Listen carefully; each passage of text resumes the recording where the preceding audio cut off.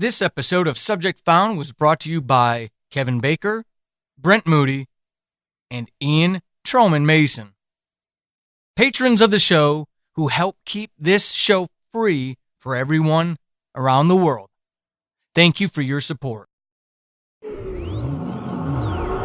Another body was found today in what authorities are saying is one of the most gruesome scenes they've ever witnessed. My anonymous source tells me that the Memphis is gripped by fear as yet another body was discovered this morning in a remote part. It's ridiculous, Jennifer.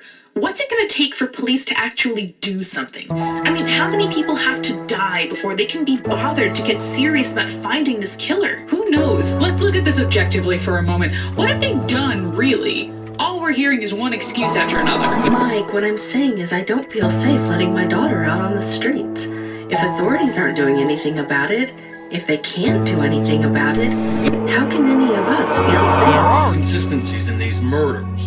When asked during today's press conference, authorities refused to clarify their stance on the state of victims.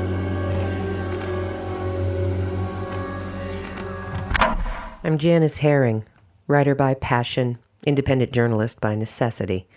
I live in Memphis, Tennessee, and I've been hired off the record to investigate a string of murders in the city. People are panicked, disturbed by the nature of the murders. There aren't a lot of answers to be found.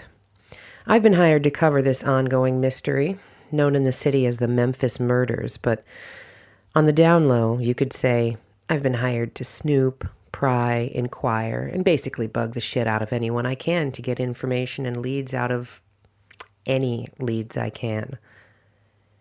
If there's one thing I've learned in my career, it's that when you listen, you learn. When you keep your ear close to the ground, you find the real stories a city has to tell. The local media are afraid to run the real story. They've got arrangements with authorities and local influencers, favors they know they'll need to call on from time to time. Bureaucracy does that.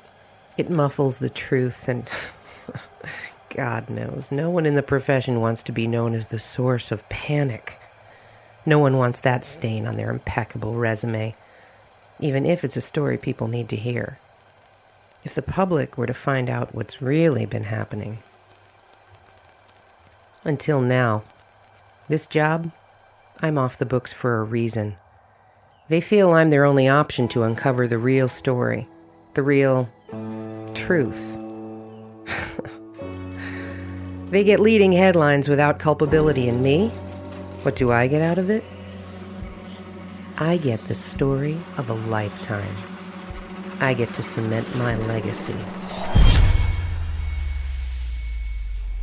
Welcome to Season 2. I'm so glad the show is back. If you're a superfan, head on over to paulsading.com/shop and you can purchase this entire season now. Thank you for your download and listen. And if you have a few minutes, please leave a rating and review for this show. If you're a fan of this show, you're likely to be aware of the tunnels. But in case you're not, I want to take a second to highlight the great story happening over there. The Tunnels is a serialized audio drama about the mysterious tunnels that can be found underneath a small town in Georgia. What are they? What is their history? What is their connection with the destruction of a local sanitarium? And what are those creatures that seem to roam them? Find out what's just below the surface of the town, because if you look underneath, there is so much more.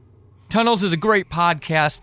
Definitely go check it out over at tunnelspodcast.com, on Twitter, Tunnels Podcast, Facebook, Tunnels Podcast, or at tunnelspodcast.libsyn.com/RSS. I absolutely love the story that Robert is creating over there. Head over to any of your favorite podcatchers and go give a listen today.